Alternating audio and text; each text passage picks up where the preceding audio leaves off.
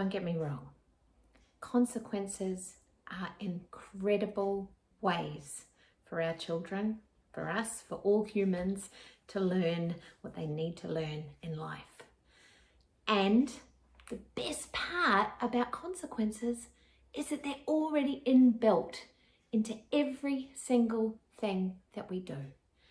Every action we take has some sort of consequence.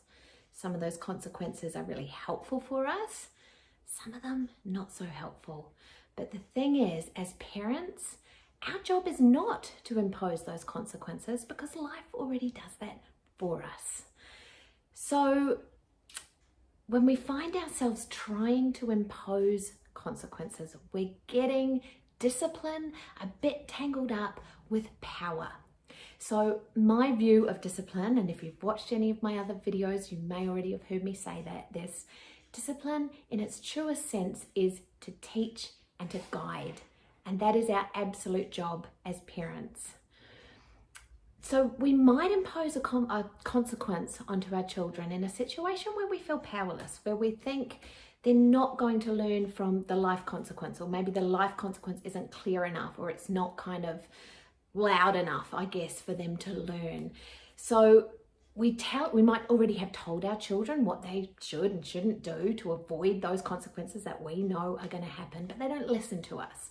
So then we think we have to make it louder. We have to do something that's going to really make their life a little bit more miserable. So we might send them to their room, or we might, limit their device time or take their devices away altogether. Just so that we can really make them suffer, So when we get stuck in using those consequences as a primary tool for discipline, we will constantly be stuck in a power struggle, because what our children experience when we're the ones imposing the consequences is that it's us making their life difficult. It's not just life happening and natural consequences unfolding as they go through life. So the focus becomes on us, which, creates a bit of a rupture in our relationship, which kind of really makes any efforts at discipline, any efforts at teaching and guiding a little more difficult and a little less able to be taken on by our child. So our job as parents is really to model what it is to live a life that's guided by values, and really to support our children as they learn those values, first of all when they're little, the values that we've decided are really important, and then as they grow to start to decide on their own values, what is really most important to them. Now, I want to give an example of this whole idea of life giving its consequences. So the example might be that, say, a child, maybe, around maybe pre-teens, engages in some kind of bullying behavior. So some kind of antisocial behavior that really goes against our grain, really goes against our family values. So we might hear this news, maybe the school lets us know that this child is engaging in this behavior with their peers. And the traditional view is to impose a consequence, to impose some sort of punishment. Right, you're grounded, right, you don't have your device for a week, something like that, to make their life somehow less pleasant, with the whole thought process, okay, if I do this, they know that this happens, something bad happens when they do this behavior. And yeah, it might work in the short term to change that behavior because they don't want to have that thing happen to them. And it can come with the cost of a rupture, of a real damaging of our relationship with them, which is really the most important tool we have at our hands for discipline, especially in the teenage years. If we've got a strong relationship with our kids, if we can talk to them and communicate with them, and they know we're not going to come on heavy, they'll be able to come to us with those really, really tricky things that they're going to be navigating through that time of their life. So that's the more traditional approach to impose a punishment or a consequence. The approach that I am recommending here is to have a conversation. So hopefully your relationship is secure enough, strong enough that you can do this at a time that's going to work. You need to kind of get consent for this. But we want to have a conversation. We want to understand from their perspective what was going on. What is underneath this behavior that they were doing that really doesn't gel with our family.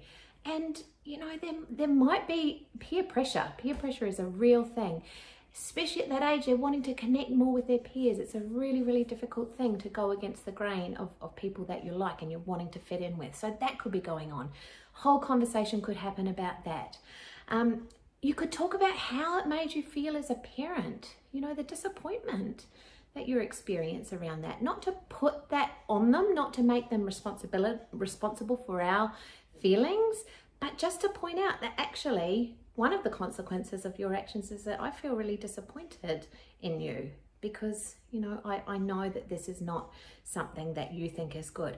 So when we have those kind of conversations, shame can come up for our kids.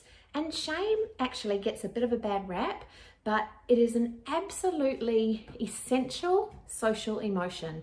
And if you want to explore more about this idea, Carla McLaren is a fabulous person to check out. She's here on YouTube, so you can just search Carla McLaren at shame. She talks about shame being a really important social emotion that helps us keep our boundaries of behavior, you know, that we want to engage in. So when shame comes up, that's a natural consequence for our kids. I've done something that's caused a bit of a disconnect with the people in my life that I really respect and admire. Hopefully you've got that kind of relationship. And if not, there's some stuff we can do around that too. So that's another really natural consequence. Maybe they've damaged a bit of a relationship with their teachers that they respect and admire. Maybe you can point out the consequences for the other kids that were at the end of the bullying behavior or the antisocial behavior, so that we can really tap into that empathy that they're developing. So all those consequences are already built in to this action of bullying or antisocial behavior.